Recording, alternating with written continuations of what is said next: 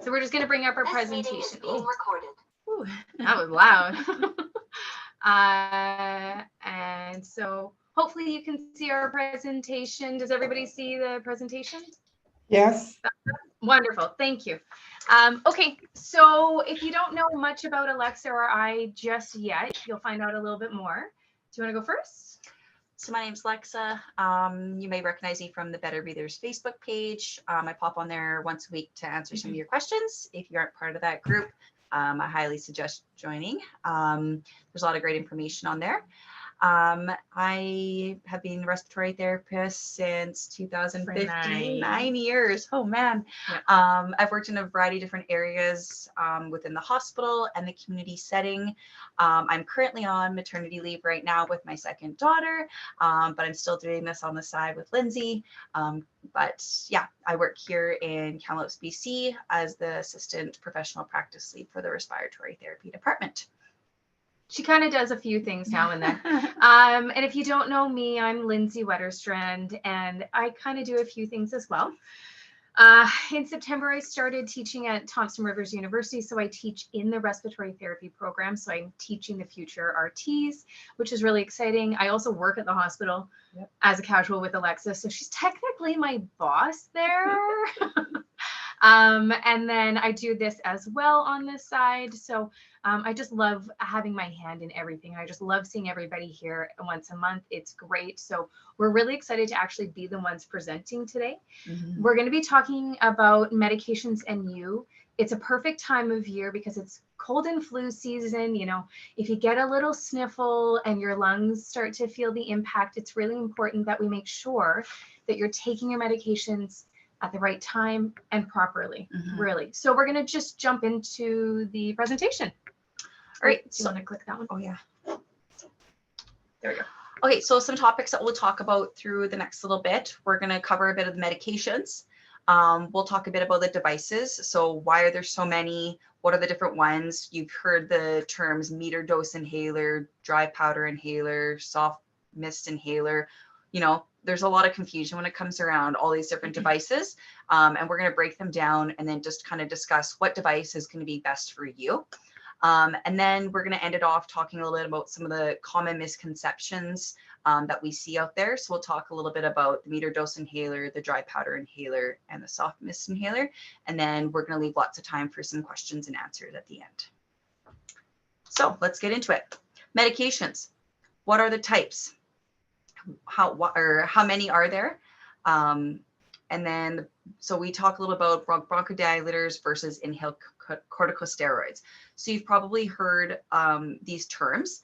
Bronchodilators are going to be those ones that help open up those airways, especially when you're feeling that shortness of breath, that chest tightness. They release that smooth muscle within your airways. So I'm not sure if you remember way back to the beginning of our series, we talked about the anatomy and physiology of the airway, and there's those smooth muscles that line our airways, and those bronchodilators are going to help relax those smooth muscles so that you can take that nice breath in. Inhaled corticosteroids are a little bit different. They work inside the airways. They're going to help reduce that inflammation that could be happening, whether that be to chronic inflammation or due to a flare-up. It's going to really help bring that inflammation down within the airways. Now with these medications, there are a lot of different devices that these medications can be found within. So we have our meter dose inhalers. So these are going to be your sprays. And we want to make sure that those are always going to be used with spacer. So we're going to go into a little bit more detail with that in a couple more slides.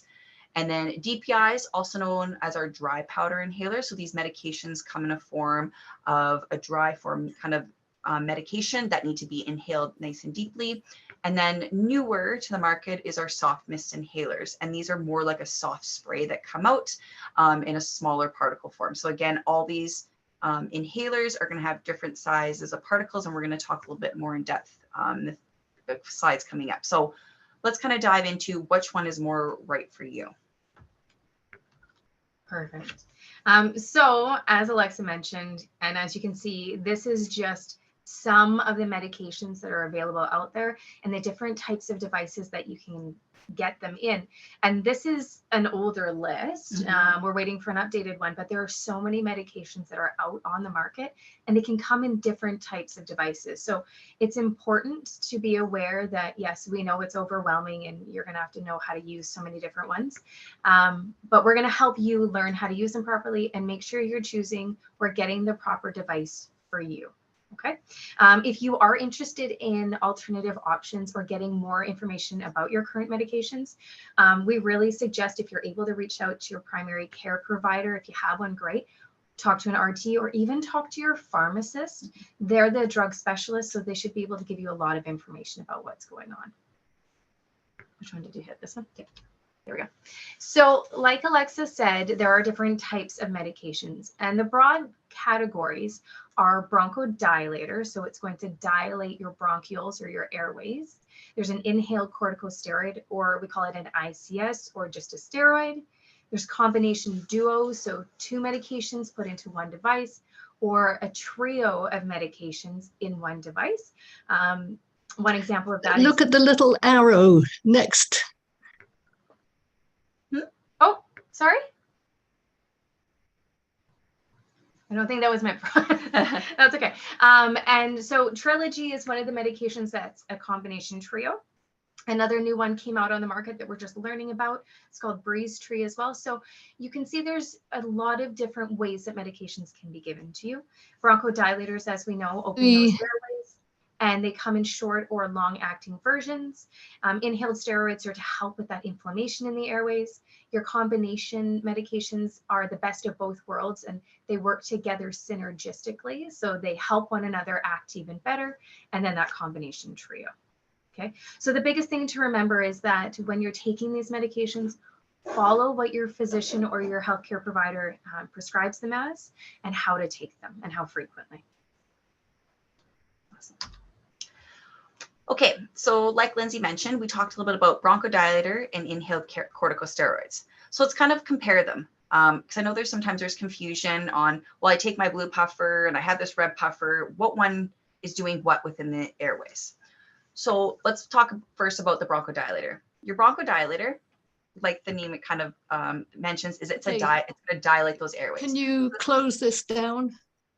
Oh, so the first thing that it's going to do is it's going to relax the smooth muscles that are lining and constricting the airway. So like we mentioned that there's within the airways, there's all those smooth muscles. And when we find it hard to breathe, or, you know, you're coughing lots, those muscles are going to tighten. And so what this bronchodilator is going to do when we breathe it in is it's going to tell those smooth muscles to relax. It's going to open up the diameter of the airway, and it's going to allow that flow in and out to be a lot easier. These can come in the form of short acting or long acting. So depending on what medication you're using, whether it be Ventolin, your blue puffer, it has a very fast onset. It can work anywhere within a couple of minutes. And then there's your more long acting. So these can be, we call them LABAs or LAMAs, long-acting bronchodilators. And these are going to be more like your Symbicort. They may take a little bit longer to start, but they're going to help open up those airways, and they'll keep them open for longer. They can be scheduled or as needed. So some of them, your physician's going to say, I want you to take this every day, once a day or twice a day. And that's going to just depend on how long that drug works within the airways to keep your lungs open and keep them dilated. Or they can be used as an as needed. Again, your rescue puffer, so your Ventolin. You know, a lot of those ones are meant if you're having an exacerbation, or you're going out for a walk, or you're going to do something where you're exerting yourself that could have the symptoms of shortness of breath. Those can be worked nice and fast when you need it. One thing that we do know about bronchodilators and that we do see is that people say that they feel the symptom, they can feel the improvement right away. You know, you can feel that shortness of breath relieving. You can feel your cough can, you know, relieve. So that bronchodilation is you're gonna feel that when you use your bronchodilator. On the other hand, your inhaled corticosteroid, that is there to help control the inflammation inside of the airways. So inflammation can be built up over time due to, you know, allowing your asthma to be out of control, not taking your puffers as prescribed, or having a Infection. flare up, an infection. All these things can cause inflammation inside the airways. Your ICS, so your inhaled corticosteroid, this is called a maintenance inhaler. It needs to be used at the same time every day as prescribed. It's not designed to be used, here or there, or I'm not feeling well, I'm going to start taking it. These ones have a slower onset, so it takes a bit time to work within the airways, and that's why they're scheduled. They need to be taken every day as the same time each day, or else that inflammation can build up. And that's why people don't tend to find relief from it right away, because it doesn't start getting rid of that inflammation the moment it's used. It's going to take a week to a couple weeks, depending on the inflammation within your airways, to start feeling that sense of that it's working. So people don't say, I feel the effects of taking my ICS. We just notice the symptoms improving within a couple of weeks. So it kind of breaks down why we take sometimes a bronchodilator and an inhaled corticosteroid. Oops, wrong way. So which device is best for you? So looking at this table that you can see, there's a big wheel. And starting, I guess, looking at it counterclockwise, you'll see your meter dose inhaler, the one that you would spray. If you have a Ventolin, that's where that one would sit. All of these devices are going to have different requirements to needing to use them. So some of those requirements are the inspiratory flow needed to trigger to get that medication into your lungs. Some of these are going to require dexterity to use. Some of these come with different accessories. So your meter dose inhaler, you're going to need to use it with a spacer. Whereas on the complete other end, say your HandiHaler, the older version of Spiriva, you're going to have to put a little pill inside of that. So if you have dexterity issues, these types of devices might not be best for you. And then the medication that's found in them. So all of them have a different form of medication. So which device is best for you? Really, the first thing that it's important to look at is making sure that you actually can properly use that device. So if you have a hard time taking a big breath in, the ones at the end of the counterclockwise, so your HandiHaler, your turbohaler, those are probably not going to be best suited for you if you're very short of breath. If you're very short of breath, or if you're having a hard time getting that big breath in and being able to take it and hold it, then maybe something like a soft mist inhaler or an MDI is going to be better for you. So everyone's going to be different on what device is going to be best for you. And the most important thing is that you can properly use the device. So we can kind of go into a little bit more about each device when we're explaining them. But if you have any questions with that later on, just pop it into the question box. Awesome. Okay, so quiz time. I know it's hard for us. We don't have a polling option, but we always like to ask people to think about what percentage of individuals actually use their puffers correctly. And so there's 10, 25, 40, or 48%. And I know everybody's probably thinking like, there's a certain number. I guess. But there's only 10% of people that are actually using their puffers correctly every single time, meaning they're only getting their medication delivered properly 10% of the time. Mm-hmm. Okay, so just hold that number in your head when you think about you using your own device. So when we talk about all the different devices, there's the meter dose inhaler, adding with the spacer. You've got your turbohaler, your Respimat, a discus, an ellipta. There's a few more that are coming on the market as well. If you don't see your device on the list, let us know. We can go through it as well. But we really wanted to go through kind of the optimal way. I know we don't have a ton of time, but we're going to go through some important pieces of information. So we're going to start with the meter dose inhaler, which I'll let Alexa chat about. Yeah. So meter dose inhaler, this is a very common device. And I think it's super important because a lot of times people might not be on the meter dose inhaler, but they go in because they had a flare up, and they're generally always given a Ventolin Atrovent to go home with, and sometimes a flow vent. So super important to make sure you know how to use these devices if you're given a new device. The great thing about meter dose inhalers is that they're really great. They don't need a high inspiratory flow demand to use, but they do have a lot of tricky little tips and tricks to use with them. So this device has multiple different medications that can come in it. Like I mentioned, Ventolin. So you can have like your short acting bronchodilator. It also has an inhaled corticosteroids. So there's a lot of different medications that can come in this device. The big thing about this one though, is that it uses a propellant to deliver the medication. So we want to really make sure that it's shaken up before use. If you haven't used it, if it's the first time using it, or if you haven't used it in 2 weeks, you want to what's called prime it. If you've never been explained to prime it, we can show it when you can see our faces and demonstrate it a bit. If you haven't, just let us know, we'll demonstrate it. But the big thing is making sure that it's given a good shake, and we're going to waste the first 4 doses. And that's if it's the very first time you're using it, or if you have not used it for 2 weeks, you want to prime it. And the reason for this is that propellant that's found inside those canisters will settle to the bottom, so that if you go to use it, and it hasn't been primed, then you're just getting the propellant and you're not actually getting the medication. So therefore, you're not going to help relieve those symptoms. And when usually we're grabbing these medications, it's because we're feeling shortness of breath. The other thing to note is, yes, shaking it, is to make sure that we're waiting 30 seconds before the next dose. So a lot of these times, these will say that we're giving to give 2 puffs. You want to make sure when you're delivering it, you're not doing 2 puffs or actuating it twice to get the medication. Again, you're just going to get the propellant. So when you go to use it, we're going to make sure that we puff it, take that medication. We're going to wait 30 seconds, give it a good shake, and then do it again. Don't double puff or double press it down. And then just always making sure that you are going to be using that with a spacer. And I'll explain it in the next few slides why.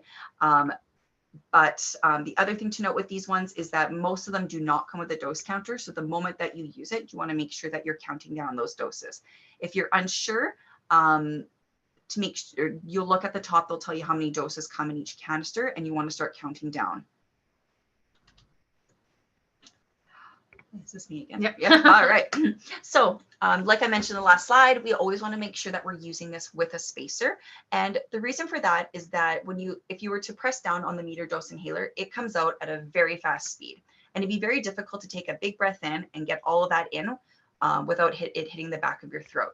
So what the spacer is designed to do is that when you press the medication down, it's going to come into that spacer and it's going to stay in there. It has the inside of it has so that it's not going to anti-static. There we go. It's not going to stick to the outside walls. And so it's going to stay in this chamber. So you can take a nice, slow, deep breath in to get that medication deep down into your lungs. Like I mentioned before, we're going to administer 1 dose at a time into the spacer. We're not going to double dose in because you're just going to waste that medication, the propellant. And then we'll take that nice big breath in and down into the lungs. So one thing I like to kind of think about when I'm using this one is if you were to spray it and not use your spacer, the majority of it's going to hit the back of your throat. Think about like if you're driving, if you're driving super fast and you're going to a corner, you got to slow down to get around that corner. We have this corner that we got to work with the back of our throat. So if we're just spraying it, the majority of it's going to crash into the back of our throat and not get deep down into our lungs where we want it. So always, always make sure that you're using this device with a spacer so that you get that medication. Awesome. So these next 2 slides are just reminders. We are anticipating that majority of you are using your devices properly, but like Alexis said, make sure it's primed, or if you haven't used it in 2 weeks, or if it's brand new, 1 puff of medication into the spacer, waiting that 30 seconds in between. And with that spacer, they do have a coaching whistle built in. So when you're using it, if you hear that whistle, that's not a good sign. That's telling you that you're breathing in too quickly and you're basically taking the corner at 80 kilometers an hour instead of slowing down to that 30K. Okay, so keep slow, smooth breaths. As you can see in the image, I mean, it starts from taking the cap off. You give it a shake, shake, shake. You're going to put it into your spacer, exhale away from it, put it in your mouth, actuate your puffer, slow, smooth breath in until you're as full as can be. You feel like you're going to float away. Take that device out of your mouth and hold your breath by closing your mouth for a count of 10, and then exhale out through your nose. If you're inhaling a steroid, make sure to rinse and spit using water or brushing your teeth, no juice. Okay. The other nice thing about the spacers is that they're reusable. So they're not a one-time use kind of thing. We recommend that you should clean it regularly, maybe about once a week. A majority of them have a rubber end where the coaching whistle is that you can peel off. Some have the mouthpiece that they can peel off, but if you can't pull it off, don't force it off because it might break it. And you're just going to run lukewarm water in the sink with some dish soap, and you're just going to swish the parts around. You can rinse your mouthpiece off if you are cleaning it separately so that you're not tasting soap when it's done, but you're just going to let them air dry. Okay, so set them aside, let them air dry. Do not rinse out the chamber because that soap will add to that nice anti kind of static layer and prevent medication from sticking to it. One thing I'll note on top of that is if you did get your spacer from a hospital, the hospital ones will say do not reuse. And that's more for us as we don't keep them. That's why we send them home with you guys. We don't reprocess them or anything. We give them back to you guys to say, hey, keep that. They're good for a year.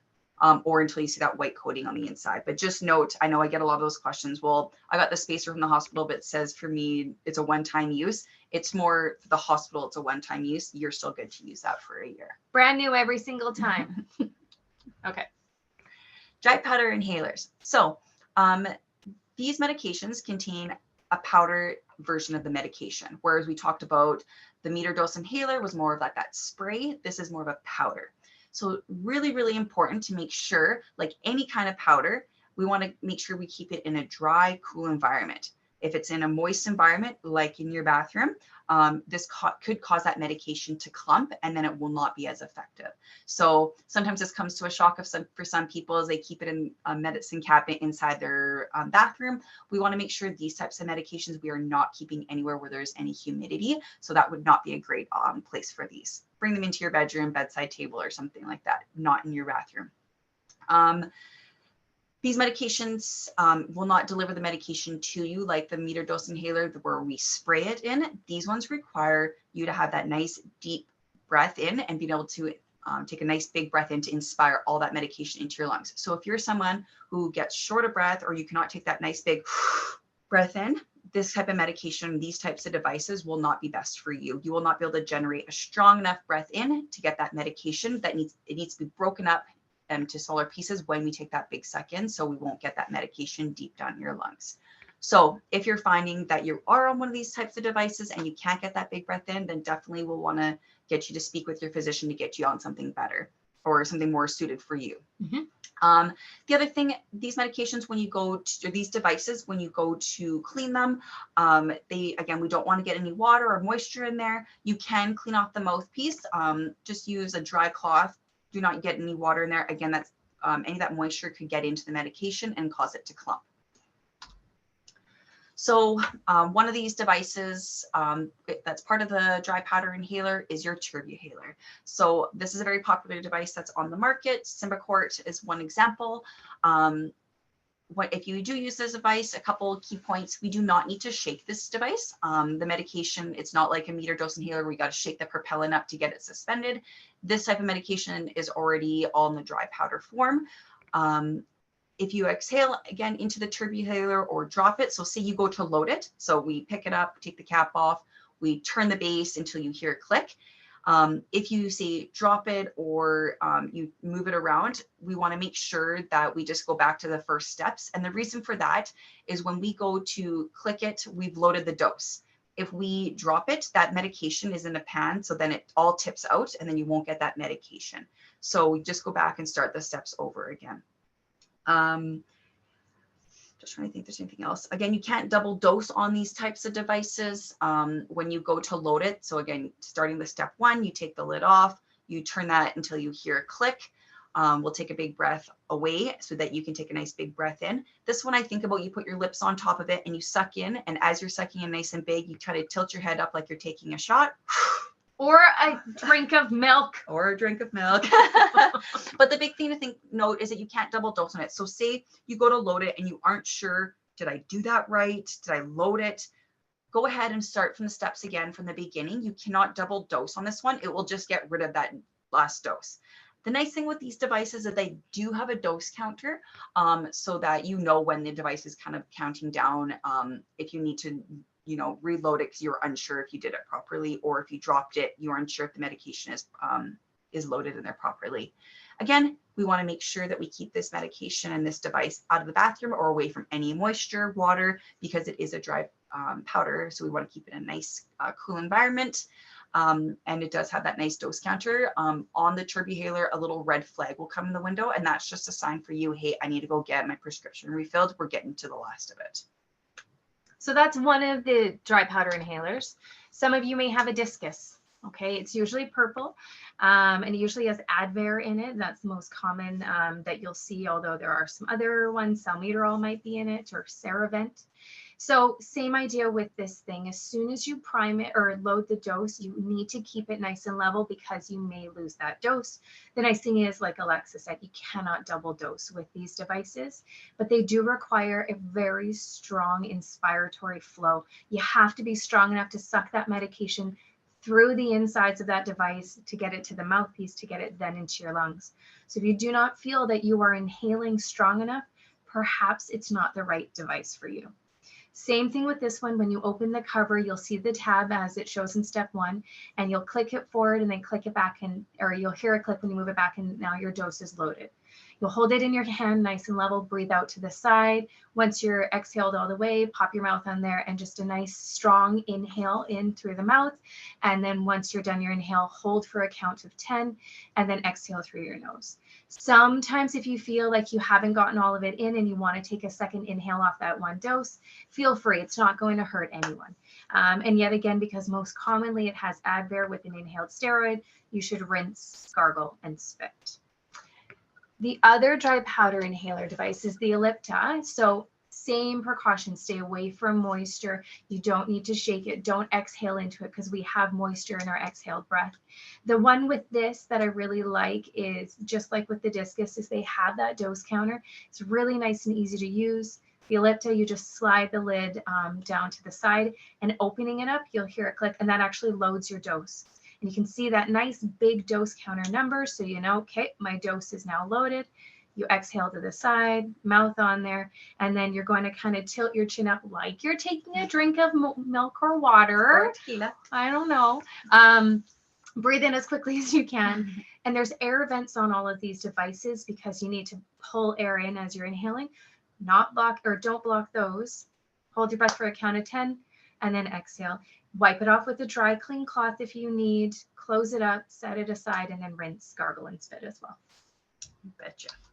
All right, soft mist inhalers. These are new-ish to the market, I say, because they've been around now for a bit, but they're more of the newer style.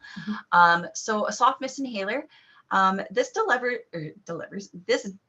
the medication in a mist form that comes out slower and easier to inhale versus your meter dose inhaler, which is more of a spray and it comes out fast.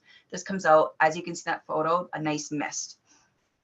So setting up, it does require a little bit of force and a little bit of dexterity. So if you're unable to do that, your pharmacist, when you do pick it up, I usually always just tell any of my clients to just have the pharmacist set it up for you, because it does require you to push down pretty hard to get that canister loaded in there. And if you don't do it properly, sometimes it can be pretty finicky and hard to get it fixed. So if you do use this device, just ask for your pharmacist to load it for you, and then it's good to go.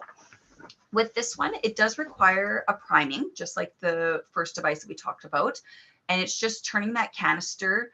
There's a little plastic piece on the bottom, and it's just turning it 180 and pressing the mist on the button until you see a full mist stream come out. Then you know that this device is ready to use. So you just keep repeating those steps. Again, this is something that you also can ask the pharmacist when you pick it up to help prime it for you. Then you just know when you got it, it's good to go, and you don't have to worry about priming or loading that canister. So to use this, we just want to pop that lid off. You'll open up the cap. It's always good to inspect it to make sure there's nothing in there that you're going to be taking a breath. You're going to turn the device 180 degrees until you hear a click. You'll take a nice big breath in, take a big breath all the way out empty. You'll put your lips on top of the device, making sure that your lips are not going over those air vents. So as you can see in step 4, we're pointing to, there's a little arrow in the picture and it's pointing at the air vents. So if you have your lips too far over, you're not going to be able to suck air in to be able to get that soft mist. So just make sure your lips aren't too far on there. And you can take a nice, slow, deep breath all the way until you're full. Try and hold your breath for 10 seconds if you can, and then breathe out through your nose, close that cap, and then you're done. So with this one, you don't need to shake it. You don't need to use it with a spacer. It just needs to be primed the first time that that the cartridge is installed, or the first time you're using it. And then again, if you haven't used it for 2 weeks or 21 days, you want to make sure that we priming it again. And then a little tip that I like to just mention to people is just have your pharmacist load that canister for you, because it does it can be a little bit tricky. Mm-hmm. Okay, so we're at 30 minutes right now, and I'm just clicking over to see how many questions we've got. Let's do the misconceptions. So I think they'll answer a lot of questions. Okay, so we'll just hop back into this. Perfect. Okay, so misconceptions and errors. These are common questions that we get about medications or the devices. And so, whoops, gotta click over. There we go. So the first misconception that we really hear is about your maintenance medication, so your inhaled puffer or steroids. And so patients commonly say, you know, I use my puffers as prescribed and I don't have any symptoms, so I can just stop taking them. Well, why is this a misconception? If you're taking your prescribed medications properly and regularly, as your healthcare provider has said, they should be reducing your respiratory symptoms and preventing the disease from progressing. The disease is still present, but you're managing the symptoms. That's why you don't feel relief, because you're relieving the symptoms regularly. Think about this way. If you're prescribed heart medications and you're taking them regularly and you feel better, are you going to stop taking these? Most likely not, because they're life-saving. The respiratory medications are the same way. Mm-hmm. So how do you know your puffers are working well? Those bronchodilators, they're short or long. So short acting, you're going to feel, like Alexa said, that relief right away because you're in need of relief. You're having acute symptoms. So taking those puffers, you're going to feel that quick relief. The longer acting ones, they're slower to act. They'll last longer, but if you're taking them regularly, they'll just always be working behind the scenes. Your inhaled steroids, like we said, can take up to 21 days. So you're not going to feel that relief right away. It's a maintenance. You got to commit to it to get the benefit from it. And we usually recommend to give about a month before you kind of start investigating different types of medications, because you need to actually let them have a chance to work for you to take them properly in order to actually make a good decision that they're not working. Yeah. Okay. Inhaled corticosteroids, take as prescribed. So misconception number 2, I don't need to take my inhaled corticosteroid every day as prescribed. I only need to when I have a flare-up. So if you are prescribed to take an inhaled corticosteroid, whether that be your Flovent, even your Advair, any of these ones that have inhaled corticosteroids, these are designed to be as a maintenance medication, and they need to be taken daily in order for them to work. The only kind of like sidebar to that is if you have seasonal allergies, then sometimes they are said that, you know, you can take it a couple weeks prior to your allergy season. Sure. Every other kind of form, absolutely, these need to be taken every single day for them to work. And like I mentioned before, your inhaled corticosteroids help work with inside the lungs to get that inflammation down. So if we don't keep control of that swelling within our airways, it's going to allow it to keep building up, and that's what how scar tissue is formed. So we need to be taking them daily. It will take about a week to about 3 weeks before that inflammation is able to come back down. So we want to make sure that we are taking that daily to get that inflammation down. You're not going to feel that relief right away. So think of this. Have you ever sprained your ankle? How long did it take for the swelling to come down? What did you take for the swelling to come down? We usually take some form of anti-inflammatory medication, Advil, those types of things, meds and ice. It's the same for our lungs. We cannot ice them, but we can give it some medication like our inhaled corticosteroids to help reduce that inflammation. And now if it's chronic, we want to make sure that we're keeping that chronic inflammation down. So that's why it's super important that we're taking that every single day to prevent this inflammation from sparking back up. So like I mentioned, inhaled corticosteroids help control the swelling inside the airways. This is going to take time and regular schedule use. It's important in asthma and to help control the COPD flare-ups. The biggest error that we do see is that people do not take them regularly, or they decide to discontinue it because a lot of people get kind of scared of the notion of I'm on a steroid. There are different forms of steroids, and inhaled corticosteroids are specifically meant for working on lung tissue. And if it's taken properly, you're not going to have those side effects that people feel or fear of the other type of steroids, like systemic steroids within their body. So what are the side effects? Those are some of the common questions that we do get asked. Well, I seem to have the answer right here. So we really do hear commonly that people are concerned about taking an inhaled steroid, like Alexis said.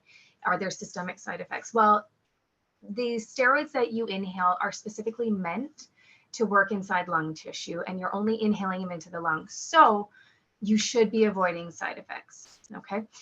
They're going to reduce that airway inflammation and slow that disease progression, which is extremely important if you are taking them properly, okay? And we're going to talk about how do you take them properly in a second. When you take a medication orally, though, you're ingesting it into your stomach. It's getting dissolved, then it's going through your GI tract and it's getting absorbed, and then it's spreading out through your body. That's why when you take something orally, it can impact anywhere in your body or the systems, okay? But those inhaled steroids, they're only going into your lungs and they're only working on lung tissue. So you don't have those side effects, except if you don't rinse your mouth properly. Okay. And this is actually side effects that you can have with any other medications, respiratory medications. If you don't take them properly, they can exert their impacts on tissues as well. So you can absorb them in and then they can impact the body. So it's really important with inhaled steroids to rinse your mouth, rinse and spit with water, or brush your teeth and then spit. No juice, nothing like that, and swallowing, because you're carrying it down into your stomach. And that's how you can get some side effects. Yep. Okay. Misconception number 4. I do not need to use my spacer with my MDI. We see this a lot, especially within our, I'd say, as people, they feel that they're meant for the beginning, or when they're kids, they need to use it. And then I know I've been using my meter dose inhaler without my spacer. Every single time you use your meter dose inhaler, you need to use it with a spacer. This medication will stick to the inside of your mouth because it sprays out at such a fast speed, and we just simply cannot coordinate our breath at the right breath in to get that medication from not sticking to the back of our throat.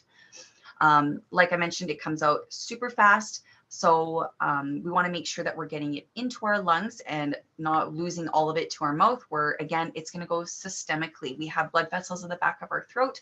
The medication's going to go in. It's going to make you feel super shaky if you're using your Ventolin. And then if it is an inhaled corticosteroid, again, you're going to have more of a systemic effect from getting that steroid within the blood. So we want to avoid that. So like that analogy I mentioned earlier on, think of a car driving down a straight stretch and now it's coming to a corner. Your medication, same thing.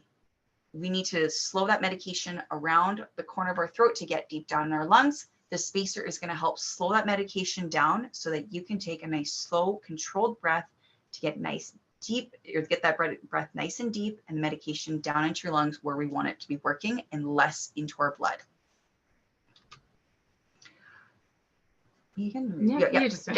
Error number 5, not shaking and waiting. So we kind of touched on this earlier on. We want to make sure if we are using our meter dose inhaler that we're shaking in between the puffs and we're waiting. So if we are administering or doing, I think one of the big common things is someone takes their MDI and their spacer and they just go, psh, psh, they spray it twice, they take a big breath in, they think they got their 2 doses. That is wrong. We have to wait 30 seconds for this canister to repressurize. Like I mentioned before, there's a propellant inside, so it needs to get resuspended. We got to shake it up again because that medication and the propellant will separate, and the propellant unfortunately goes down to the bottom. So if you double puff, you most likely aren't getting the medication. You're probably getting a little bit more propellant. Therefore, your symptoms aren't going to, if you're using it to help really shortness of breath, your symptoms aren't going to improve. So again, like the way the MDI is designed, the mixing medications, like I mentioned, we want to get that full dose in. You need to wait 30 seconds in between the puffs. So you go to do one, you wait. While you're waiting, give it a good shake, shake, shake, put it back in, and then you're going to do your next one. So if we do 2 in a row, again, just think that you're not getting all that same medication. I'm going to steal this from you. The next misconception that we commonly see is people taking their puffer and wondering when this canister is empty. And commonly we see patients put it in water to see if it's going to float or sink, and that will kind of guesstimate how many doses are left in here. This is made of aluminum. Yeah. It's going to rust. So if you put it and leave it in water, you're not going to be able to dry everything out and you may start getting rust in here. And so we don't want to actually see you do that anymore.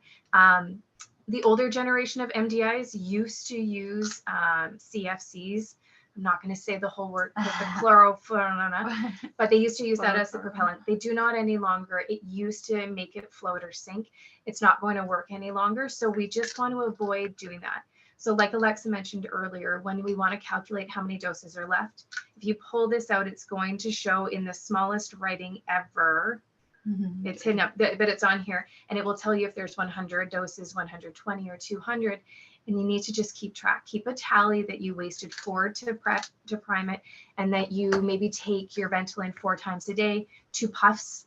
So you're going to be using 8 puffs, and then you can calculate how many days you're going to have left. Last one. Why did your physician or primary care provider choose a medication for you?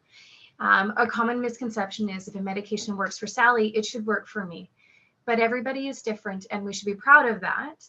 But it also impacts the severity of your disease and how your body will respond to medications. So it doesn't mean that one medication that works for Sally will work for you. Okay, your primary care provider has selected a medication based off what your pulmonary function test has said and what they know of you, and it's trial and error. Okay, so just think of Sally having, or let's say Alexa having a glass of wine at dinner or a shot and feels fine, but George, me, has 3 glasses and I'm tipsy. Actually, I said it backwards. Sally has 1 glass of wine and she's tipsy, and George has 3 and he's not. Everybody's going to be affected differently. So I think we should close it up there. I know we ran long. I apologize. There's just so much good information. There's so much good information. So we're just going to stop sharing our screen. And I see a lot of questions that have come up. Should we start with the ones that got sent in first? Yeah, we had a few questions that came up first. The first one was asking about how effective is Trilogy, which comes in the Ellipta. So in the Ellipta device. Oh, can everybody see us? Yeah, I did stop sharing. Sorry. Yeah. So Trilogy comes in the Ellipta. So how effective is it? That question, it's going to depend on your disease process. So first of all, do you have COPD, and are you moderate to severe? This medication is kind of designed for, or the Trilogy medication is designed for moderate to severe COPD. So first of all, I would suggest having that breathing test done to making sure that it is an appropriate medication to be on. It is a great drug to be on if you do have moderate severe COPD. You have tried to kind of start off therapy, being on an ICS and a LABA/LAMA, and you're still having symptoms, shortness of breath, coughing, a lot of secretions, and that medication just isn't cutting it for you. So for example, having Advair and Spiriva, and it's just not doing it, and you're still having quite a bit of symptoms, then yeah, the next kind of step up therapy we'd say is try the Trilogy. There was more to that question. Side effects. The side effects. So like all medications, they're all going to have side effects. The Trilogy, now you are just going to have all 3 of those types of medications. So you have a LABA, so a long-acting bronchodilator, a long-acting, 2 long-acting bronchodilators, so a LABA and a LAMA, and then your inhaled corticosteroid. So when you have 3 drugs in, now you're just going to have the side effects of all 3 into one. So big ones being, you remember your ICS. We want to make sure that we're rinse, gargling, spitting out. So if you aren't doing that, you could potentially get thrush. Some other common ones that from a triple medication, you could possibly get headaches, changes in the taste. Some people get diarrhea, cough, mouth pain, sores. Again, a lot of these can be avoided if the medication is used appropriately. So if you are experiencing symptoms, I would definitely just recommend talking to your healthcare provider so that they can see if it's you using the device incorrectly, or if you are experiencing and you're sensitive to the medication that's in there. And there was one more part to this medication, or to this question. And this one was somebody else's question, but it is an important question to tag in. It was a question about funding for newer medications. and why either healthcare plans or pharmacare doesn't cover it. Right. Why does pharmacare or Pacific Blue Cross, so your extended health care benefits, not fund Trilogy? And it is a little bit more complicated than just simply funding or not funding. So a lot of these medications, the first and foremost is that you need to have a diagnosis of COPD. So having that breathing test done. So first and foremost, that needs to be identified. For Trilogy specifically, you do need to have moderate to severe COPD. So again, from your breathing test, they'll look at what's called your FEV1 number to see if it's less than 80. Then from there, they'll trial you on medications. So usually it'll be an ICS with a bronchodilator, long-acting bronchodilator. If you've been on that for 6 months and you're still experiencing symptoms, or you've had hospital admits, there's a pretty lengthy description of what can qualify. Your physician will look at that, and the most important thing is your physician has to fill in a requisition to the pharmacare to be able to see if then it can be covered for you. But first and foremost, you need to have that diagnosis of moderate to severe, and then you have to have been on a trial of medications. Usually it's going to be an ICS with a labellative. So when I say that, I mean, being on Advair with Spiriva or any of those forms. So being on those 3 drugs for 6 months and then still experiencing cough, shortness of breath, and all that. So then your physician will have to send in a form to have it covered. Yeah. And Wayne did us a favor. We'll post the link in a little bit. There is a Government of BC website that shows kind of what medications may be covered by subsidy programs, because, physicians, things are changing day to day. They may not be aware. So we'll post that link in there. Another question that we had was just about the difference between COPD and interstitial pulmonary fibrosis or interstitial lung disease. I could spend days talking about this, but the short of it is with COPD, it's obstructive. So years of chronic inhalation of irritating particles means that your body has tried to fight these. And the result of it is that your airways get floppy. So when you go to exhale, they flop closed and they obstruct your exhalation. With interstitial lung disease or interstitial pulmonary fibrosis, it's the opposite. So it's chronic inflammation in the lungs and it results in scarring. Okay, it's usually idiopathic, meaning we have no clue. If we can figure out that you inhaled, silica or asbestos or something that caused that to happen, the scarring makes your lungs stiff.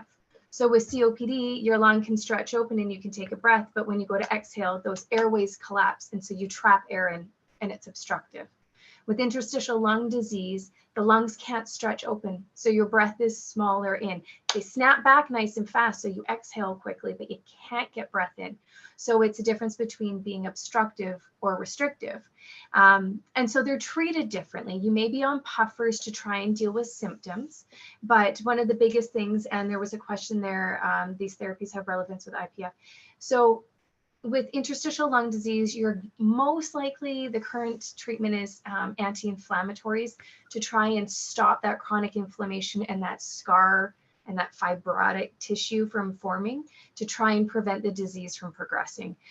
So yet again, this is a respirologist, a specialist, to determine what's going on, what the severity is, and what the best medications are.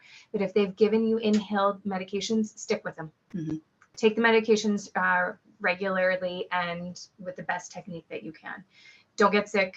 Keep yourself as healthy as you can. I know it's a really short answer for a very broad topic, but I hope it kind of clears up some of the stuff. Okay, we're gonna try and power through some of these questions. So Beverly mentioned or asked, what if I cannot hold my breath for 10 seconds with a spacer? This is a great question, and we see this a lot, especially if you're having a flare up, or you go for a walk and you start having a coughing fit, or you're very short of breath. If you cannot put your meter dose inhaler in with your spacer, give it a good breath. If you cannot take a and hold it for 10 seconds, what we suggest doing is called a multi-breath technique. And that's where you're gonna depress the medication into the spacer, and you're gonna breathe back and forth 4 to 6 breaths. So I'll just quickly demonstrate.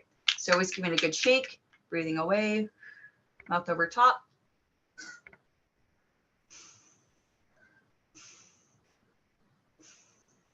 So what Alexa's doing is multiple breaths off one dose. So then you're trying to maximize how much you can get in with each breath. Mhm. So then hopefully it will kick in and you're then can take a longer breath in. If you can't though, we'll take what we can get. Yeah, it is best practice to take a big breath in and hold. You're going to get more of that medication deep down into the lungs, and you're going to give it enough time to get that medication in versus breathing back in and out, in and out. We might lose some of that medication, but hey, if you can't take that big breath in and hold because you're short of breath, that multi-breath technique is going to be great in those instances. Yeah. Okay, next question. So now, so Enerzair, it is a new medication for asthmatics. So it has 3 medications in it. So it's got what we call indacterol, glycopyrronium, and mometasone. So your Spiriva is glycopyrronium. So you're getting the same medication. You may have had a reaction, your lip swelling, potentially because the device is different. It comes in a breezhaler. Do you have a breezhaler here? If not, it's okay. It's a dry powder inhaler. So it could have meant that you had some of the medication that maybe ended up on your lips, or you're just sensitive to those different medications that are in there. And that's why we have different medications in certain classifications, because if one causes you to have swollen lips, well, at least we have another one to try, which is what it sounds like. So it was good that you tried it, but it evidently didn't work. And Advair and Spiriva are just as good. It just means you have to take 2 different separate devices to get the 3 medications, but that's not a problem.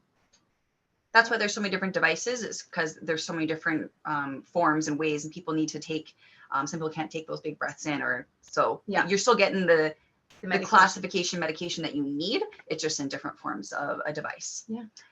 Okay, Tennille, we're going to go on to your question. Is it okay to take my salbutamol every 4 to 6 hours, even if I don't have shortness of breath? I wouldn't suggest it. The whole purpose of taking your Ventolin or salbutamol, your rescue inhaler, is it's designed for a relief. So we want to, it does last every 4 to 6 hours, but it's meant to, take as needed or prior to exercise. If you just take it every 4 to 6 hours, I would just say you're kind of wasting the medication. You want to have this medication readily available for you. If you, have an exacerbation, you have a flare up, or great thing to take, 15 minutes prior to any form of physical activity. It's going to help dilate those airways and help reduce shortness of breath, but you do not need to take it just every 4 to 6 hours if you aren't short of breath. If your physician has prescribed you to take it every 4 to 6 hours, that might be what some people prescribe. Yeah. And if you find that you are needing it, then I would suggest asking if there's a longer acting version. Because if you need that bronchodilation, then perhaps what you need is just a medication that sticks around a little bit longer. Yeah. Okay, so Ronald, you are taking acetylcysteine with a nebulizer. It is making you short of breath and you can't finish the prescribed dose. So you cut it in half and do it 4 times a day instead of 2, which is fine. Is shortness of breath normal with this med? This medication is meant to break down the DNA in your mucus so that we can thin it out and hopefully you can clear it out a little bit easier. This can be really irritating to people. So hopefully you were told to take your reliever, so either Ventolin or Atrovent, whatever you may have, beforehand so that they can try and open your airways before you take this medication. If you are struggling so much with shortness of breath, go back to your primary care physician and ask if there's something else.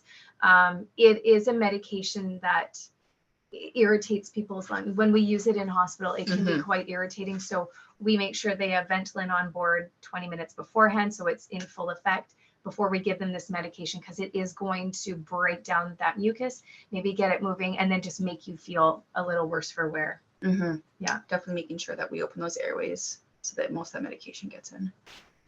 Okay. Special authority. Maureen posted that link for us. Thank you. I wasn't told to use. Oh, okay. So maybe what you should, do you have, Ron, do you have a blue puffer? Do you have a Ventolin? I have, what's the name of it? Shoot, hang on. Okay. Albuterol. Albuterol? Yeah. Yeah. Go ahead and take a couple puffs of that. Maybe 20, double check with your physician first. Just call their office and say, I'm getting really short of breath. Do you suggest, and you'll sound so smart, suggest, should I take my albuterol? Or I attended a talk and the respiratory therapist suggested that. Yeah. Because really it should, that shortness of breath is usually caused by the airways getting irritated, those smooth muscles tightening around, and then the insides getting a little angry. So yeah, but double check with them to make sure it's okay, because I don't know what your dosing is for that. Yeah, it's always best if you're going to change any of your guys' medications, if you always talk with your primary care provider first before making any changes, whether that's trying to stop taking your ICS or any form of changing your medications, or if you find that you're needing to use them more, kind of relay back to a few PowerPoints before you're stepping up on your action plan. Anytime you have any change in your medication, you should be involving your primary care provider. Yeah, I did check with her. She was fine with taking it 4 times a day at half a dose rather than 2 times a day at the full dose. It's 5 millimeters twice a day. So instead I take 2.5 millimeters 4 times. And do you cough up a lot of stuff after? Not immediately after, but I think it is helping. Okay, good. Yeah, then just clarify with them that they're okay with that. But honestly, that's the practice that I use in hospitals. So I think it would be warranted, because, you know, it's the same as us telling somebody to take Ventolin 15 to 20 minutes before doing activity, because when you exercise, you dry out your airways, they can get irritated. So if we can keep them open and happy, you won't feel that symptomatic shortness of breath after. Yeah, I was told that pre-exercise to use it. Well, there you go. Yeah. Honestly, if you do have a Ventolin, it's always prescribed. I don't think I've ever not seen it. It's always prescribed as needed. So if you have on the puffer and your prescription says either PRN or as needed, I highly suggest, if you experience shortness of breath when you do any form of activity, whether that be, you know, you find, you know, going for a short walk makes you short of breath, or, you know, you're going to go for a hike with your friend. This medication takes 5 minutes to really start working, and then 15 minutes is with their peak effect, and it lasts 4 to 6 hours. Yeah. So I always recommend to any of like my clients, if you have this as needed, take it 15 minutes prior to doing any exercise, any form of physical exertion. You're going to have your lungs open, and then you're not going to be playing that chase the, oh, let's get rid of my shortness of breath once you have it. So it's better. You're going to get your lungs nice and open. You're going to enjoy your physical activity versus having to stop, take your puffer, wait for that shortness of breath to come down for your puffer to start working. So take it prior to any physical exertion, if that's how you have it prescribed. I'm also a heart patient, and man, my cardiologist doesn't really like that med. He says, do not overuse it because it's not good for your heart. If you're not using it with your spacer, for sure. Yeah, it can, because it's a what we call a beta agonist. There's beta receptors on your airways. That's the ones we want to activate, but there are ones on your heart. So if you trigger those, it can spike your heart rate up a bit. But yes, use your spacer. And if you don't have one, if you go to Costco, I think they're the cheapest. Most places will also price match too. Yeah. But yeah, Costco, you don't need a Costco membership to use their pharmacy. But you always want to make sure that you have a spacer. If you're in hospital, ask for one. They'll give you one. Ask for 2. I didn't know until today that you had to use a spacer. That was never mentioned to me. Hey, 10% of every or people who have a 10% of people only use their spacer correctly for their MDI. So I don't have a spacer. My cat uses it.